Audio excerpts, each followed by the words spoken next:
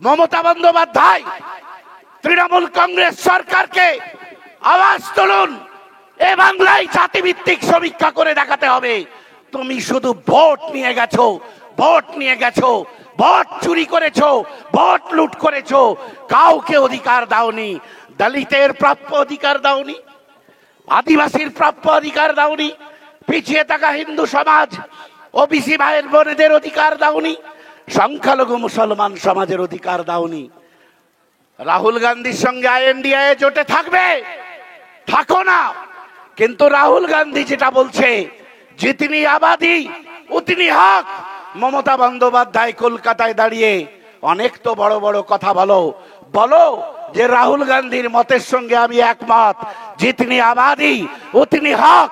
যত ভাগ আমার অংশ, সেই ভাগ আদায় করা না পর্যন্ত, আদিবাসীর হক আদায় করা না পর্যন্ত, দলিতের হক আদায় করা না পর্যন্ত, সংখ্যালঘুর হক আদায় করা না পর্যন্ত, ওবিসি হিন্দু সমাজের ভাগ আদায় করা না পর্যন্ত আইএসএফ ক্ষান্ত হবে না।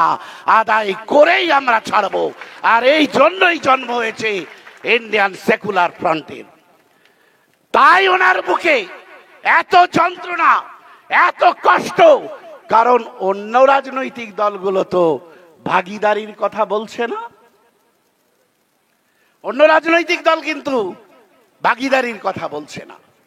তাই যত শত্রুতা নওশাদ সিদ্দিকীর সঙ্গে, আইএসএফ এর সঙ্গে। নওশাদ সিদ্দিকী ভাইজান বলেছেন যে ভাঙড়ে আমি ভোটে দাঁড়াবো যদি পার্টি অনুমোদন দেয়। ব্যাস এই তো দুটো বাক্য। ডায়মন্ড হারবারে পার্টি যদি অনুমোদন দেয় আমি নির্বাচনে প্রতিদ্বন্দ্বিতা করব, এটা একটা বাক্য বলেছেন। এই একটা বাক্যতে তোমার এত ভয় কিসের?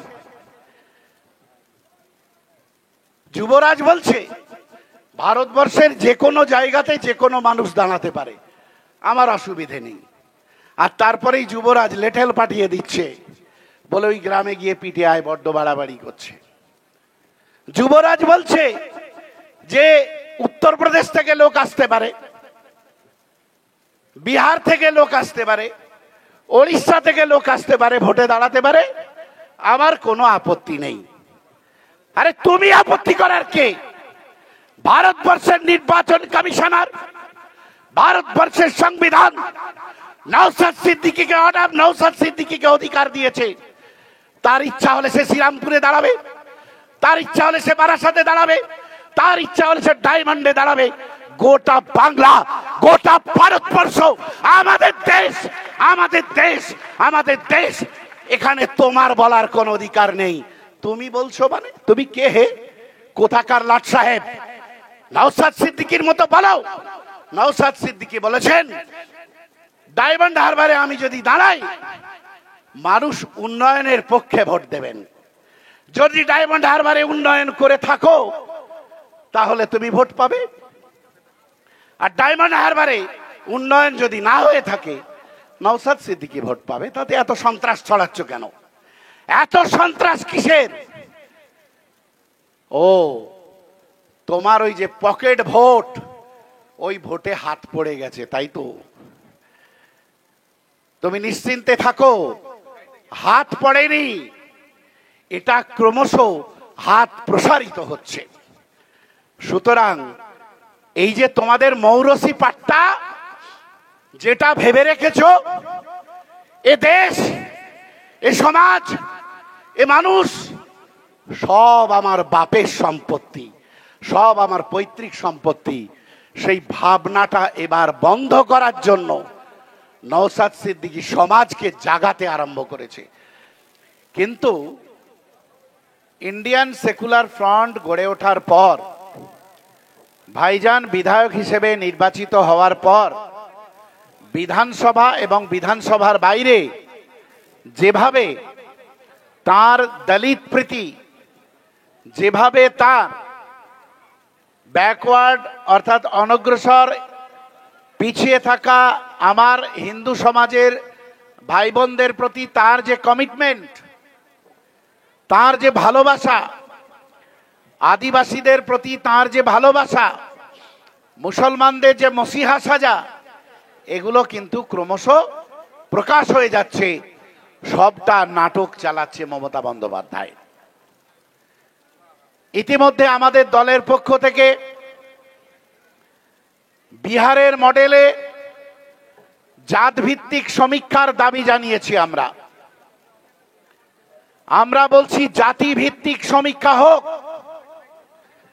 এটা আমাদের কথা নয়, এটা বাবা সাহেব ভীমরাও আম্বেদকর তিনি সংবিধানের মূল যে ধারাটা দিয়ে গেছেন, সেই প্রবণতা অনুসারে যার যত সংখ্যা ভারী তার তত ভাগীদারি। অর্থাৎ এদেশে, এ বাংলায় 12% আদিবাসী জনসমাজের মানুষ যদি থাকেন, তাহলে সরকারি চাকরি থেকে শুরু করে অর্থনীতির 12% ভাগ আদিবাসী সমাজের। যদি দলিত ভাইদের অংশ 27% হয়ে থাকে, তাহলে দলিত ভাইদের অর্থনীতির ভাগ 27%। সংখ্যালঘু মুসলমান সমাজের অংশ যদি 30% হয়ে থাকে, তাহলে সংখ্যালঘু মুসলমানদের চাকরিতে ভাগ, সংখ্যালঘু মুসলমান সমাজের অর্থনীতির ভাগ 30% দিতে হবে। পিছিয়ে পড়া হিন্দু অর্থাৎ ওবিসি যদি সংখ্যাটা 40% হয়ে থাকে, তাহলে 40% অর্থনীতির ভাগ, আর 100-র মধ্যে 40টা চাকরি আমার ওবিসি হিন্দু ভাইরা পাবে। এটা সংবিধানের যে অধিকার, সেই অধিকারের মূল প্রবণতা আজকে 77 বছর পরে এসে রাজনৈতিক দল হিসাবে এই বাংলাতে ইন্ডিয়ান সেকুলার ফ্রন্ট যেদিন তৈরি হয়, তারপরেই ব্রিগেড মিটিং এ আব্বাস ভাইজান বলেছিলেন, দয়া দাক্ষিণ্যের রাজনীতি করতে আসিনি, ভিক্ষা দিতে আসিনি, আমি এসেছি ভাগের রাজনীতি করতে। কার ভাগ? সংখ্যালঘু মুসলমানের ভাগ, ওবিসি হিন্দুর ভাগ, দলিতের ভাগ, আদিবাসীর ভাগ, এই সংখ্যালঘু থেকে শুরু করে সমস্ত জনগোষ্ঠীর ভাগ। আজকে রাহুল গান্ধী সেই কথা বলছেন। 2 বছর আগে এই ব্রিগেড প্যারেড গ্রাউন্ডে গেছে আমার আপনার বড় ভাইজান যে আওয়াজ তুলেছিলেন, আর যে আওয়াজ তোলার জন্য অনেকে সমালোচনা করেছিল ভাইজানকে, আজকে জাতীয় নেতা রাহুল গান্ধীও বলছেন জাতি ভিত্তিক সমীক্ষা চাই। আর রাহুল গান্ধী কি বলছেন? জিতনি আবাদি উতনি হক। ভাইজান তাই বলেছিলেন তো। আজ রাহুল গান্ধী বলছেন জিতনি আবাদি উতনি হক। বিহারে ইতিমধ্যে জাতিভিত্তিক সমীক্ষা করে দেখিয়ে দেওয়া হয়েছে যে ওবিসি হিন্দুদের অবস্থা তলানিতে। বিহারে জাতিভিত্তিক সমীক্ষা করে দেখিয়ে দেওয়া হয়েছে সংখ্যালঘু মুসলমানদের অবস্থা তলানিতে, আদিবাসীদের অবস্থা, দলিতদের অবস্থা তলানিতে। আমি আমার একেবারে শেষ পর্যায়ে এসে কয়েকটা কথা আপনাদের গাথা স্বরে বলবো। আমি গণসঙ্গীতের স্বরে আপনাদের বলবো। যে কথাটা বলে শেষ করলাম ও কথা দিয়েই শুরু করছি, তারপর ভাইজানের কথা আপনারা শুনবেন। ও দেশটা তোমার বাপের নাকি করছো ছলা কলা, ও দেশটা তোমার বাপের নাকি করছো ছলা কলা, কিছু বললেই ধরছো চেপে জনগণের গলা। ও দেশটা তোমার বাপের নাকি করছো ছলা কলা, কিছু বললেই ধরছো চেপে জনগণের গলা। মনে রেখো জীবন দিয়ে প্রাণের দানে দেশ পেয়েছি, মনে রেখো জীবন দিয়ে প্রাণের দানে দেশ পেয়েছি। দেশ দেশ দেশ বাঁচাতে রক্ত দিতে রাজি আছি, দেশ দেশ দেশ বাঁচাতে রক্ত দিতে রাজি আছি। ও দেশটা তোমার বাপের নাকি করছো ছলা কলা। আমি বিজেপি তৃণমূল দুজনকেই বলছি। তাপসদা বলেছে না, বিজেপিকে তাড়াতে গেলে তৃণমূলকে সঙ্গে নিয়ে তাড়াতে হবে, না হলে বিজেপিকে তাড়ানো যাবে না। বিজেপির গর্ভে যার জন্ম হয়েছে, বিজেপিকে তাড়াবে না তার সন্তান রয়ে যাবে, একই কাজ হলো। সুতরাং একেও তাড়াতে হবে, ওকেও তাড়াতে হবে, একসঙ্গে দুটো কাজ করতে হবে। তাই তো বলছি, ও দেশটা তোমার বাপের নাকি, করছো ছলা কলা, কিছু বললেই ধরছো চেপে জনগণের গলা। মনে রেখো জীবন দিয়ে প্রাণের দানে দেশ পেয়েছি, মনে রেখো জীবন দিয়ে প্রাণের দানে দেশ পেয়েছি। দেশ দেশ দেশ বাঁচাতে রক্ত দিতে রাজি আছে, শুধু রক্তদান শিবিরে নয়, দেশ দেশ দেশ বাঁচাতে রক্ত দিতে রাজি আছি। ভয় দেখিয়ে হবে না কাম ও বাছারাম, ভয় দেখিয়ে হবে না কাম ও বাছারাম। দেশটা তোমার বাপের নাকি, দেশটা তোমার বাপের নাকি, করছো ছলা কলা, কিছু বললেই ধরছো চেপে জনগণের গলা। দেশটা তোমার বাপের নাকি, ওরে লুট করে চুরি করে পালাবে কোথায়, লুট করে চুরি করে পালাবে কোথায়। দাঁড়িয়ে আছে জনগণ তোমার পাহারায়, আরে লুট করে চুরি করে পালাবে কোথায়। এই দাঁড়িয়ে আছে জনগণ তোমার পাহারায়। মনে রেখো যুদ্ধ করে, মনে রেখো জীবন দিয়ে প্রাণের দানে দেশ পেয়েছি, মনে রেখো প্রাণের দানে জীবন দিয়ে দেশ পেয়েছি। দেশ দেশ দেশ বাঁচাতে রক্ত দিতে রাজি আছি, দেশ দেশ দেশ বাঁচাতে রক্ত দিতে রাজি আছি। দুঃখ কষ্টে মরছে মানুষ তার হিসাব নাই, দুঃখ কষ্টে মরছে মানুষ তার হিসাব নাই। এখন উন্নয়নের কথা বলে চুরি করে খায়, দুঃখ কষ্টে মরছে মানুষ তার হিসাব নাই। এখন উন্নয়নের কথা বলে চুরি করে খায়। মনে রেখো যুদ্ধ করে, মনে রেখো জীবন দিয়ে প্রাণের দানে দেশ পেয়েছি, মনে রেখো যুদ্ধ করে, মনে রেখো জীবন দিয়ে প্রাণের দানে দেশ পেয়েছি। দেশ দেশ দেশ বাঁচাতে রক্ত দিতে রাজি আছি, দেশ দেশ দেশ বাঁচাতে রক্ত দিতে রাজি আছি, দেশ দেশ দেশ বাঁচাতে রক্ত দিতে রাজি আছি।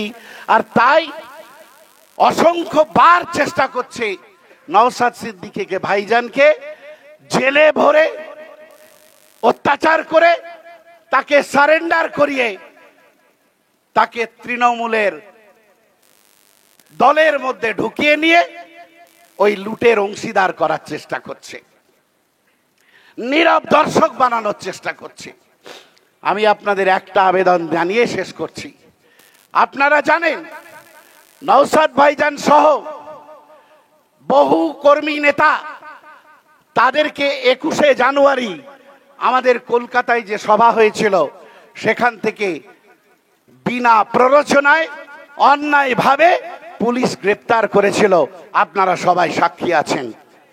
আর 40 দিন নওশাদ ভাইজানকে জেলবন্দি করে রেখে টাকার প্রলোভন থেকে শুরু করে, মন্ত্রিত্বের প্রলোভন থেকে শুরু করে নানা রকম, আমার আপনার গায়ের ভাষায় চায়ের দোকানে যেটাকে টোপ বলা হয়, ওই টোপ দেওয়ার চেষ্টা করেছে, কিন্তু নওশাদ ভাইজানকে দমাতে পারিনি। বাইরে বেরিয়ে এসে আবার সে আগের মতো বরং 3 গুণ শক্তি বাড়িয়ে আন্দোলনকে আরো তীব্র করেছে। আমাদেরকে শপথ নিতে হবে,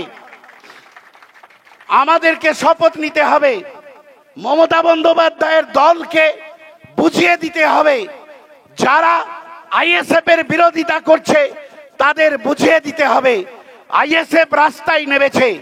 ভাইজানকে 40 দিন জেলে রেখে তোরা দমন করতে পারিসনি, তাই এখান থেকে আমাদের সিদ্ধান্ত নিতে হবে।